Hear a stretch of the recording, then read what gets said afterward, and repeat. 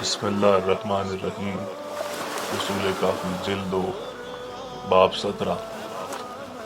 راوی کہتا ہے میں نے امام جعفر صادق علیہ السلام سے کہا میں آپ پر فدا، شیعہ آپ سے سوال کرتے ہیں آیت اما یتسألونک عن النبأ العظیم کے مطابق۔ امام نے فرمایا ہاں، اس کی تفسیر میرے پاس ہے، اگر تم چاہو تو بیان کروں۔ پھر آپ نے فرمایا تمہیں اس کی تفسیر بتاتا ہوں۔ میں نے کہا اما یتسألون سے مراد کیا ہے؟ فرمایا وہ امیر المومنین علیہ السلام ہے۔